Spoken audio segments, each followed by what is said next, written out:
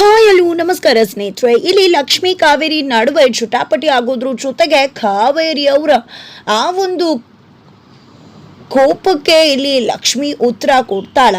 ಏನಾಗ್ತದ, ಈ ಕಡೆ ಲಕ್ಷ್ಮಿನ ಕಾವೇರಿ ಕರ್ಕೊಂಡು ಬಂದದಲ್ಲಿ ಆ ಕಡೆ ವೈಷ್ಣವ್ ಲಕ್ಷ್ಮಿ ಒಂದಾಗ್ತದಾರೆ. ಇದೆಲ್ಲವನ್ನ ಕೂಡ ತಿಳ್ಕೊಬೇಕು ಅಂದ್ರೆ ಈಗಲೇ ನಮ್ಮ ಈ ಚಾನಲ್ನ ಸಬ್ಸ್ಕ್ರೈಬ್ ಮಾಡಿ, ಹಾಗೆ ಈ ಒಂದು ವಿಡಿಯೋವನ್ನ ಪೂರ್ತಿಯಾಗಿ ನೋಡಿ. ಇಲ್ಲಿ ಲಕ್ಷ್ಮಿಯ ಮೈ ಮೇಲೆ ಕೀರ್ತಿ ದವ್ವ ಬಂದತೆ ಅಂತ ಹೇಳಿ ಇಲ್ಲಿ ಮನೆಯವ್ರು ಎಲ್ಲರೂ ಕೂಡ ಅನ್ಕೋತಿದ್ದಾರೆ. ಬಿಕಾಸ್ ಅದಕ್ಕೆ ಸರಿಯಾದಂತ ಎಲ್ಲಾ ಸಾಕ್ಷಿಗಳು ಕೂಡ ಸಿಗ್ತದೆ. ಆ ಒಂದು ಸಾಕ್ಷಿಗಳನ್ನ, ನಡೀತಿರೋ ಘಟನೆಗಳನ್ನ, ಪರಿಸ್ಥಿತಿನ ನೋಡ್ತಿದ್ರೆ ಖಂಡಿತವಾಗ್ಲೂ ಕೂಡ ಇಲ್ಲಿ ಕೀರ್ತಿ ದವ್ವ ಲಕ್ಷ್ಮಿ ಮೇಲೆ ಹೊಕ್ಕಿದ ಅಂತಾನೆ ಹೇಳ್ಬೋದು. ಯಾಕಂದ್ರೆ ಯಾವಾಗ ಲಕ್ಷ್ಮಿ ಕೀರ್ತಿ ಮನೆಗೆ ಹೋಗಿ ಆ ಡೈರಿನ ಓದಿದ್ಲು, ಆ ಗೆಜ್ಜೆಗಳನ್ನ ತಗೊಂಡಿದ್ಲು, ಆಗ್ಲೇ ಅವಳು ಕೀರ್ತಿಯಾಗಿ ಬದಲಾಗ್ಬಿಟ್ಲು. ಆ ಲಕ್ಷ್ಮಿ ಕೀರ್ತಿಯಾಗಿ ಡ್ಯಾನ್ಸ್ ಮಾಡಿದ್ಲು. ಮನೆಗೆ ಬರ್ತದಾಗೆ ಶ್ರದ್ಧಾಂಜಲಿ ಒಂದು ಕಾರ್ಯಕ್ರಮ ನಡೀತಾ ಇದ್ರೆ ಕೀರ್ತಿಯಾಗಿ ಅಲ್ಲಿಗೆ ಎಂಟ್ರಿ ಕೊಟ್ಲು.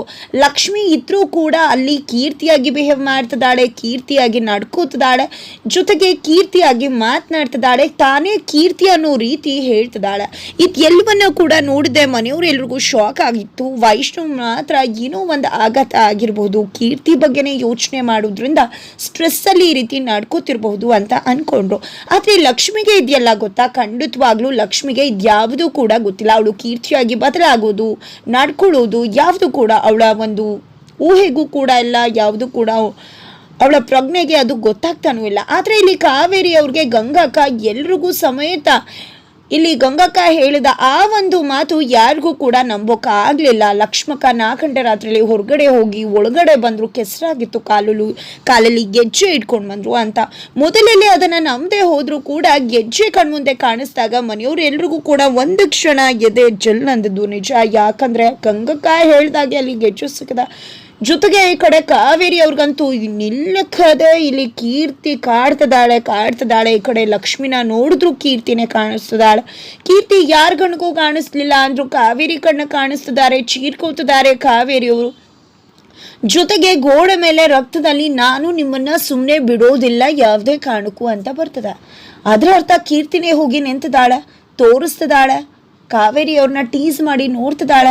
ಇದೆಲ್ಲವೂ ಕೂಡ ಜಸ್ಟ್ ಕಾವೇರಿಗೆ ಮಾತ್ರ ಕಾಣಿಸ್ತದೆ, ಬಟ್ ಬರವಣಿಗೆ ಎಲ್ರಿಗೂ ಕಾಣಿಸ್ತದೆ. ಬಟ್ ಕೀರ್ತಿ ನಿಂತಿದ್ದು, ಟೀಸ್ ಮಾಡ್ತಿರೋದು ಎಲ್ಲವೂ ಕೂಡ ಕಾಣಿಸ್ತಿರೋದು ಜಸ್ಟ್ ಕಾವೇರಿ ಅವ್ರಿಗೆ ಮಾತ್ರ. ಆದರೆ ಇಲ್ಲಿ ಲಕ್ಷ್ಮಿ ಅಲ್ಲಿದ್ಲಾ? ಇಲ್ಲ, ಲಕ್ಷ್ಮಿ ಮಲ್ಕೊಂಡಿದ್ದಾಳೆ, ರೆಸ್ಟ್ ಮಾಡ್ತಿದ್ದಾಳೆ, ಅವಳಿಗೆ ಪ್ರಜ್ಞೆನೇ ಇಲ್ಲ. ಅಂಥದ್ರಲ್ಲಿ ಇದನ್ನ ಬರ್ತದೆ ಯಾರು? ಇದೆಲ್ವೂ ನಿಜವಾಗ್ಲೂ ಸೂಚಿಗ ಅಲ್ವಾ? ಹಾಗಿದ್ರೆ ದವ್ವ ಆಗಿರೋ ಕೀರ್ತಿನೇ ಇದನ್ನ ಬರೆದು ಬಿಟ್ಲ ಅಂತ ಅನ್ಸುತ್ತೆ. ಆದ್ರೆ ಮನೆಯವ್ರು ಎಲ್ರಿಗೂ ಒಂದು ಪ್ರಶ್ನೆಗೆ ಮೂಡತ್ತೆ, ಯಾಕೆ ಕೀರ್ತಿ ಯಾರಿಗೂ ಕಾಡದೆ ಇರೋಳು ಜಸ್ಟ್ ಕಾವೇರಿಗೆ ಯಾಕೆ ಕಾಡ್ತಿದ್ದಾರೆ ಅಂತ ಸುಪ್ರೀತ್ ಅವ್ರ ಮೈಂಡಲ್ಲಿ ಅಂತೂ ಒಂದು ಎಕ್ಸ್ಟ್ರಾರ್ಡಿನರಿ ಆಗಿ ಓಡುತ್ತೆ. ಯಾಕದ್ಕೆ ದೆವ್ವನೇ ಆಗಿದ್ದಾಳೆ ಕೀರ್ತಿ ಅಂತ ಅನ್ಕೊಂಡ್ರು, ಕೀರ್ತಿ ಯಾಕೆ ನಿಮ್ಮನ್ನೇ ಕಾಡ್ತಿದ್ದಾಳೆ? ಇದನ್ನೆಲ್ಲ ನೋಡಿದ್ರೆ ಒಂದು ಅನ್ನಿಸ್ತಾ ಇಲ್ವಾ? ನಿಮ್ಮ ಮತ್ತೆ ಕೀರ್ತಿ ನಡುವೆ ಏನೋ ಇತ್ತು, ಕೀರ್ತಿ ನಿಮ್ಮನ್ನೇ ಟಾರ್ಗೆಟ್ ಮಾಡ್ತಿದ್ದಾಳೆ ಅಂತ ಅಂತಿದ್ದಾಗೆ ಕಾವೇರಿ ಅವ್ರಿಗೆ ಮತ್ತೆ ನಡ್ಕ ಶುರು ಆಗ್ಬಿಡತ್ತೆ. ಅದರ ನಡುವೆ ಅಲ್ಲಿ ಲಕ್ಷ್ಮಿ ಕೀರ್ತಿ ಮನೆಗೆ ಹೋಗಿದ್ಲು ಅನ್ನೋದಕ್ಕೆ CCTV ಫುಟೇಜ್ ಸಾಕ್ಷಿ ಆಗತ್ತೆ.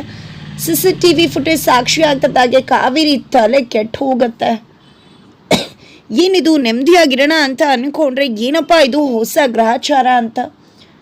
ಜೊತೆಗೆ ಈ ಕಡೆ ವೈಷ್ಣವ್ ಅಂತೂ ಕಾವೇರಿ ಅವ್ರ ಮೇಲೆ ರೇಗ್ತಿದ್ದಾನೆ ಲಕ್ಷ್ಮಿ ವಿಷಯವಾಗಿ. ಈ ಕಡೆ ತನ್ನ ಹೆಂಡತಿ ಪರ ಎಷ್ಟು ಬ್ಯಾಟಿಂಗ್ ಮಾಡ್ಬೋದು ಅಷ್ಟು ಬ್ಯಾಟಿಂಗ್ ಮಾಡಿ ಅಮ್ಮನ ವಿರುದ್ಧವಾಗಿ ನಿಂತು ಇದು ಎಲ್ಲದಕ್ಕೂ ನೀನೇ ಕಾರಣ. ನೀನು ಅವತ್ತು ಜಾತಕದ ವಿಷಯನ ಕೀರ್ತಿಗೆ ಹೇಳ್ದಿದ್ರೆ ಇವತ್ತು ಕೀರ್ತಿ ಸಾಯ್ತಾ ಇರಲಿಲ್ಲ, ಲಕ್ಷ್ಮಿ ಅವ್ರ ಸ್ಥಿತಿಗೆ ಬರ್ತಿರ್ಲಿಲ್ಲ. ನೀನು ನನಗೆ ಹೇಳಿದ್ರೆ ಇಂಥ ಘಟನೆಗಳು ನಡೀತಿರ್ಲಿಲ್ಲ, ಕೀರ್ತಿ ಮದುವೆ ಬಿಟ್ಟು ಹೋಗ್ತಿರ್ಲಿಲ್ಲ. ಎಲ್ಲದಕ್ಕೂ ನೀನೇ ಕಾರಣ ಅಂತ ಹೇಳಿ ಅಮ್ಮನ ಮೇಲೆ ಬೊಟ್ಟು ಮಾಡಿ ತೋರಿಸ್ತಿದ್ದಾನೆ. ಜೊತೆಗೆ ಲಕ್ಷ್ಮಿಗೆ ನಾನು ಯಾವತ್ತೂ ನಿಮ್ಮ ಜೊತೆ ಇರ್ತೀನಿ ಅಂತ ಪ್ರಮಾಣ ಮಾಡ್ತಿದ್ರೆ ಆ ಕಡೆ ಕಾವೇರಿಯವರು ನನ್ನ ಮಗನೇ ನನ್ನ ವಿರುದ್ಧ ತಿರುಗಿ ಬೀಳ್ತಿದ್ದಾನೆ ಅಂದರೆ ಖಂಡಿತ ನಾನು ಎಚ್ಚೆತ್ಕೋಬೇಕು, ಕೀರ್ತಿನ ಸರಿಸ್ದಾಗೆ ಲಕ್ಷ್ಮಿನ ಮೊದಲು ಸರಿಸ್ಬೇಕು, ಇಲ್ಲಾಂದರೆ ಲಕ್ಷ್ಮಿ ಮಾತನ್ನ ನಂಬ್ಕೊಂಡಿದ್ದೆ ನನ್ನ ಮೇಲೆ ಖಂಡಿತ ಅನುಮಾನ ಪಡೋಕೆ ಶುರು ಮಾಡಿಬಿಡ್ತಾನೆ ನನ್ನ ಮಗ ಅಂತ. ಈ ಕಡೆ ಗಂಗಕ್ಕ ಕೂಡ ಅಜ್ಜಿ ಹತ್ರ ದೆವ್ವ ಭೂತ ಮೆಟ್ಕೊಂಡಿದೆ, ಒಂದು ಒಳ್ಳೆ ಮಂತ್ರವಾದಿನ ಕರೆಸಿ ಇಲ್ಲಿ ದೆವ್ವ ಭೂತನ ಹೋಗಿಸ್ಬೇಕು ಅಂತ ಹೇಳ್ತಿದ್ದಾರೆ. ಇದು ಕಾವೇರಿ ಅವರ ಕಿವಿಗೂ ಬೀಳತ್ತೆ. ಈ ಕಡೆ ಕಾವೇರಿ ಅವ್ರು ಕೂಡ ಹೇಗಾದ್ರೂ ಮಾಡಿ ಇಲ್ಲಿ ಲಕ್ಷ್ಮಿಗೆ ಮೆಟ್ಟಿರೋ ದೆವ್ವನ ನಾವು ಆಚೆ ತೆಗಿಬೇಕು ಅಂತ ಯೋಚನೆ ಮಾಡ್ತಿದ್ದಾರೆ. ಜೊತೆಗೆ ಈ ಕಡೆ ಲಕ್ಷ್ಮಿನ ಕಾವೇರಿ ಅವರು ಪ್ರಶ್ನೆ ಕೂಡ ಮಾಡ್ತಾರೆ, ಎಲ್ಲಿಗೆ ಹೋಗಿದ್ದೆ, ಏನು ಮಾಡಿದೆ, ಗೆಜ್ಜೆ ಹೇಗೆ ಬಂತು, ಅದು ಇದು ಅಂತ ಇದನ್ನೆಲ್ಲ ಕೇಳಿಸ್ಕೊಂಡೆ ಅವಳಿಗೆ ಸ್ಟ್ರೆಸ್ ಆಗುತ್ತೆ. ಜೊತೆಗೆ ನನ್ನಿಂದ ಏನೋ ತಪ್ಪಾಗಿದೆ, ನಾನು ಕೀರ್ತಿ ಡ್ರೆಸ್ ಹಾಕ್ಕೊಂಡಿದ್ದೆ, ಏನೋ ಆಯಿತು ಅವತ್ತು, ಯಾಕೆ ಈ ರೀತಿ ಆಯಿತು, ನಾನು ಏನೋ ಮಾಡಿದ್ದೀನಿ ಅಂತ. ಬಟ್ ವೈಷ್ಣವ್ ಏನೂ ಆಗಿಲ್ಲ ಅಂತ ಸಮಾಧಾನ ಮಾಡ್ತಾರೆ. ತದನಂತರ ಇಲ್ಲಿ ಲಕ್ಷ್ಮಿಗೆ ಒಂದು ಅನ್ಸತ್ತೆ, ಖಂಡಿತ ಕೀರ್ತಿ ಸತ್ತಿರ್ಲಿಕ್ಕೆ ಸಾಧ್ಯ ಇಲ್ಲ, ಅದು ಬೇರೆ ಯಾರ್ದೋ ದೇಹ ಇರ್ಬೋದು, ಕೀರ್ತಿ ಬದುಕಿದಾಳೆ ಅನ್ನೋದಕ್ಕೆ ಸ್ಟಿಕ್ ಆಗಿಬಿಟ್ಲು ಲಕ್ಷ್ಮಿ. ಅದರ ನಡುವೆ ಈ ಕಡೆ ಕಾವೇರಿಯವ್ರು ಮಾತ್ರ ಹೇಗಾದರೂ ಮಾಡಿ ಈ ಲಕ್ಷ್ಮಿನ ಮಂತ್ರವಾದಿ ಹತ್ರ ಕರ್ಕೊಂಡು ಹೋಗಿ ದೇವಸ್ಥಾನದ ಕರ್ಕೊಂಡು ಹೋಗಿ ಇವಳು ಮೈ ಮೇಲೆ ಬಂದಿರೋ ಕೀರ್ತಿ ದೆವ್ವನ ಬಿಡಿಸ್ಬೇಕು ಅಂತ ಒಂದು ಸಖತ್ ಮಂತ್ರವಾದಿ ಅಡ್ರೆಸ್ನ ಹುಡ್ಕೊಂಡ್ಬಿಟ್ಟಿದ್ದಾರೆ ಕಾವೇರಿಯವರು. ಈ ಕಡೆ ರಾತ್ರಿ ಹೊತ್ತು ಲಕ್ಷ್ಮಿ ಮತ್ತು ವೈಷ್ಣವ್ ಇಬ್ಬರು ಕೂಡ ಗಾರ್ಡನಲ್ಲಿ ಕೂತು ಮಾತಾಡ್ತಿದ್ರೆ ಈ ಕಡೆ ಮೊದಲನೇ ಬಾರಿ ವೈಷ್ಣವ್ ಪ್ರೀತಿಯಿಂದ ಲಕ್ಷ್ಮಿಗೆ ಮುತ್ತನ್ನಿಟ್ಟು, ನೀವೇ ನನ್ನ ಬದುಕು, ನೀವೇ ನನ್ನ ಜೀವ, ಎಂದೂ ಕೂಡ ನಾನು ನಿಮ್ಮನ್ನ ಕೈ ಬಿಡುವುದಿಲ್ಲ, ಇಡೀ ಜೀವನದಲ್ಲಿ ಜೊತೆಯಾಗಿ ನಡೆಯೋಣ ಅಂತ ಹೇಳ್ತಾನೆ. ಬಟ್ ಇದು ಕೀರ್ತಿ ಸಾವಿನ ಮಧ್ಯೆ ಅವಶ್ಯಕತೆ ಇರಲಿಲ್ಲ ಅನ್ನೋದು ನನ್ನ ಒಪಿನಿಯನ್. ಬಿಕಾಸ್ ವೈಷ್ಣವ್ ಕೀರ್ತಿನ ತುಂಬ ಪ್ರೀತಿ ಮಾಡಿದರು. ಬಟ್ ಇವತ್ತು ಅವ್ರಿಗೆ ಗೊತ್ತಾಗಿದೆ ಕೀರ್ತಿ ಎಂದೂ ಕೂಡ ದ್ರೋಹ ಮಾಡಿಲ್ಲ ಅಂತ. ಬಟ್ ಆದರೂ ಕೂಡ ಇನ್ನೂ ಸಿಟ್ಟಿತ್ತು. ಬಟ್ ಸಾವಿನಿಂದಾಗಿ ಆ ಸಿಟ್ಟು ಹೋಗಿದೆ. ಬಟ್ ಆದರೂ ಕೂಡ ಇಷ್ಟು ಸುಲಭಕ್ಕೆ ಕೀರ್ತಿನ ಮರೆಯೋಕ್ಕೆ ಸಾಧ್ಯನಾ? ನಿಜವಾದ ಪ್ರೀತಿ ಎಂದು ಕೂಡ ಮರೆಯೋಕ್ಕಾಗಲ್ಲ. ಹಾಗಂತ ಬದುಕಿನಲ್ಲಿ ಬದಲಾವಣೆ ಸಹಜ.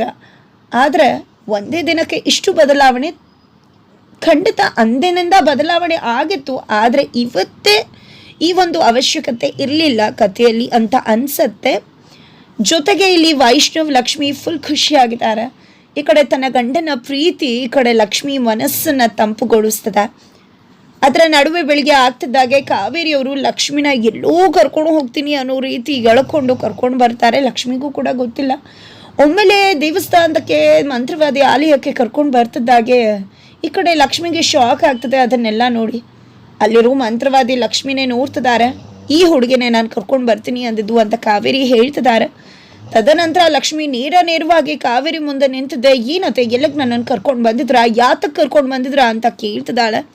ಈ ಕಡೆ ಕಾವೇರಿ ಅವ್ರಿಗೆ ಉರ್ತೋಗ್ಬಿಡತ್ತೆ. ಈ ಕಡೆ ಯಾಕೆ ಅಂದರೆ ನಿನ್ನ ಮೈ ಮೇಲೆ ಮೆಟ್ಕೊಂಡಿದ್ಯಲ್ಲ ಕೀರ್ತಿ ದೆವ್ವ, ಅದನ್ನು ಬಿಡಿಸೋದಕ್ಕೋಸ್ಕರ ನಿನ್ನ ಇಲ್ಲ ಕರ್ಕೊಂಡು ಬಂದಿದ್ದೀನಿ ಅಂತ ಕಾವೇರಿಯವರು ರಂಪ ಮಾಡಿ ಕಿರ್ಚಾಡ್ಬಿಡ್ತಾರೆ.